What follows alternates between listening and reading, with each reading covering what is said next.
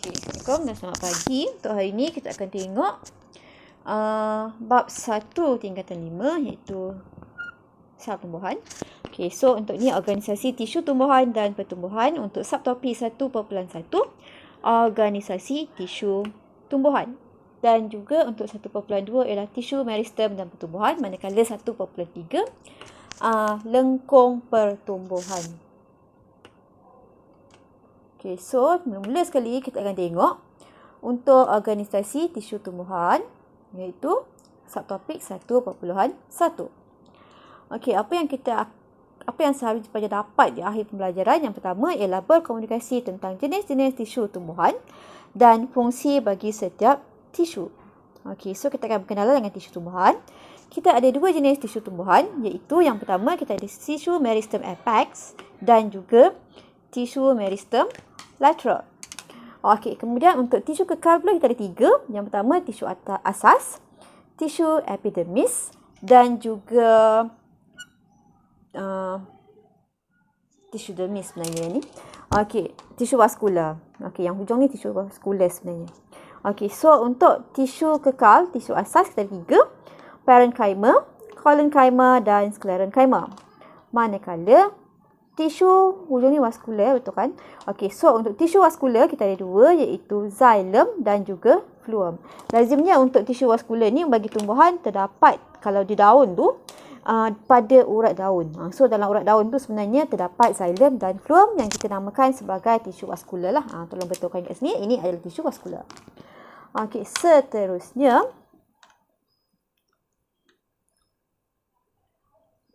okey, kita akan berkenalan dengan struktur tisu kekal yang ada tiga tadi iaitu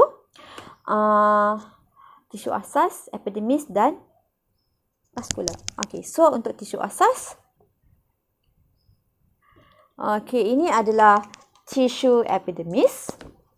Di tengah ni adalah tisu asas dan yang ini adalah tisu vaskular. Sebab tu kalau vaskular ni sekali tadi urat daun, so kita boleh nampaklah kat sini.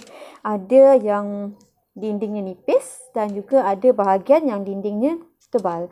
Yang tebal ni sebenarnya adalah xylem, manakala yang nipis, dindingnya nipis ni adalah phloem. Okey, itu untuk tisu vaskular lah. Dari struktur gambar diberi ni lah.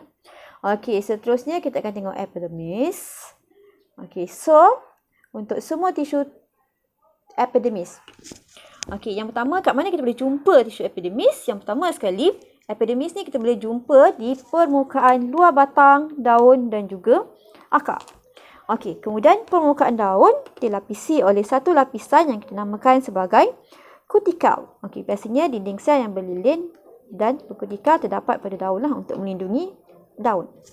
Tisu daun ni lah. Okey, kemudian kutikal, kenapa sebab simbol ini bermaksud kalis air. So tujuan dia mengurangkan kehilangan air sama ada secara penyejatan ataupun melalui proses transpirasi. Okey, yang keempat, melindungi dari kecederaan mekanikal dan serangan patogen. Itu tujuan permukaan epidermis yang berkutikal berlilin tu, supaya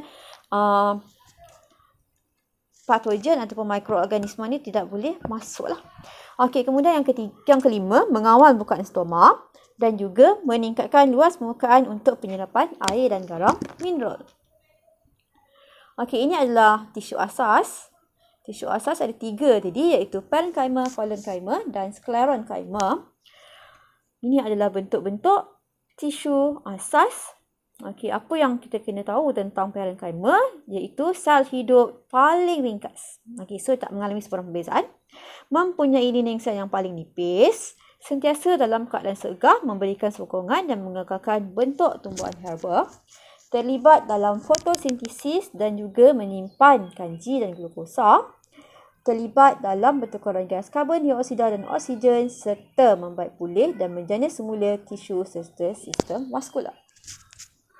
Okey, collenchyma yang memberi sokongan dan keanjalan terdiri daripada sel hidup dan apabila batang menjadi fleksibel.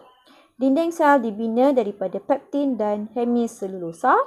Dinding sel lebih tebal berbanding sel parenchyma. Okey, kemudian semuanya tentang sel sclerenchyma terdiri daripada sel mati apabila matang mempunyai dinding sel yang paling tebal antara tisu asas, membantu dalam pengangkutan air dan nutrien serta memberikan sokongan dan kekuatan mekanikal kepada tumbuhan. Okey, untuk vaskula, urat laut pula contohnya ialah mengandungi xilem dan phloem. Okey, so untuk xilem terbina daripada sel mati tanpa sitoplasma mengandungi lapisan lignin. Kemudian berbentuk panjang dan berongga bersambung dari akar ke daun supaya dapat mengangkut air dan garam mineral secara terus.